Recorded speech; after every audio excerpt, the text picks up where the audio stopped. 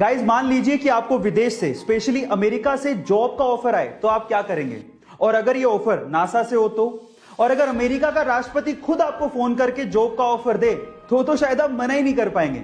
लेकिन आप कहेंगे कि ये सच थोड़ी हो सकता है, लेकिन एक्चुअली ये हुआ है इंडिया के 19 वर्षीय लड़के के साथ। उसका नाम है गोपाल, जो कि बिहार के भागलपुर जिले के ध्रुवगंज गांव का रहने वाला है, जिसे 3 बार नासा ने जॉब का ऑफर दिया है। और तब के अमेरिकी राष्ट्रपति डोनाल्ड ट्रंप ने खुद ने नासा के साथ काम करने के लिए गोपाल को कहा था, लेकिन गोपाल ने तब यह कह के मना कर दिया कि वो देश में रह के देश के लोगों की सेवा करना चाहते हैं। कई बार इंसानियत की कुछ ऐसी तस्वीरें हमारे सामने आती हैं जो कि सीधे हमारे दिल को छू जाती हैं। और कुछ ऐसी तस्वीरें सामने आई इटली के एक शहर से, जहां पर रहने वाले एक शख्स को जब ये पता लगा कि उसी के ऊपर रहने वाला शख्स अस्पताल में भर्ती है और उसी के घर में उसका कुत्ता बंद है, तो उस कुत्ते को खाना खिलाने के लिए वो शख्स हमेशा गैलरी में जाता, उसे बुलाता और इस तरह से गैलरी से हमेशा उसे फीड करता। और उसने उस कुत्ते को तब तक खाना खिलाया जब तक कि उसका पड़ोसी अस्पताल से ठीक होकर घर पे नहीं आ गया। गाइस, आप में से बहुत से लोगों का एसबीआई यानी कि स्टेट बैंक ऑफ इंडिया में अकाउंट जरूर होगा, या फिर आपने उसके शेयर्स खरीद रखे होंगे।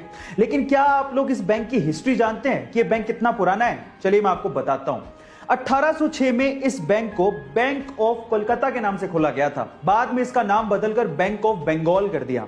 फिर bank of Bengal, bank of Bombay और बैंक ऑफ मद्रास, इन तीनों को मर्ज करके इसका नाम रख दिया गया इंपीरियल बैंक ऑफ इंडिया। और आजादी के बाद 30 अप्रैल 1955 को इंपीरियल बैंक ऑफ इंडिया का नाम बदल के स्टेट बैंक ऑफ इंडिया कर दिया गया।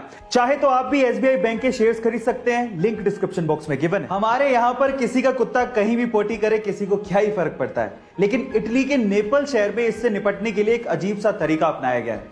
वहां पर हर एक कुत्ते का डीएनए टेस्ट करवाया जा रहा है, और वो भी मालिक के नाम और एड्रेस के साथ। अब अगर कहीं इटली के नेपल शहर में कुत्ते की पोटी पाई गई तो उसका डीएनए टेस्ट होगा, फिर उसके बाद कुत्ते की पहचान की जाएगी और उसके बाद मालिक को भेजा जाएगा जुर्माना, और वो जुर्माना 45,000 रुपए तक भी हो सकता है। कोरोना के इस समय में उन परिवारों को बहुत ज्यादा झेलना पड़ रहा है जिनमें कोरोना की वजह से कमाने वाले की मृत्यु हो गई है, और अगर वो कमाने वाला किसी प्राइवेट जॉब में था तो ये तो और समस्या का विषय है।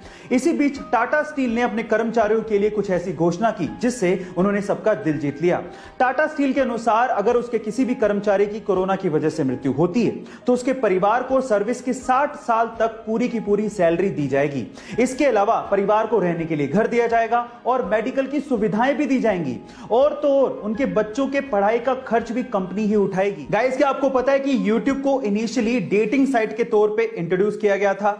जी हां गाइस, आप ठीक सुन रहे हैं। 14 फरवरी 2005 को यानी कि वैलेंटाइंस डे के दिन youtube.com डोमेन को रजिस्टर किया गया था, जिसका मकसद यह था कि लोग यहां पर आके वीडियोस बनाएं, अपने आप को इंट्रोड्यूस करें, अपने पार्टनर की चॉइसेस बताएं और फिर अपने चॉइस के पार्टनर के साथ डेट पर जाएं। लेकिन यह कॉन्सेप्ट चल नहीं पाया। इनफैक्ट एक लेडी को $20 देने के बावजूद भी उसने वीडियो अपलोड ही नहीं की। उसके बाद YouTube को ओपन टू ऑल वीडियोस कर दिया गया, और जो सबसे पहले वीडियो YouTube पे अपलोड हुई थी वो YouTube के को फाउंडर जावेद करीम की थी। और उसके बाद की YouTube की सक्सेस हिस्ट्री आप अच्छे से जानते हैं।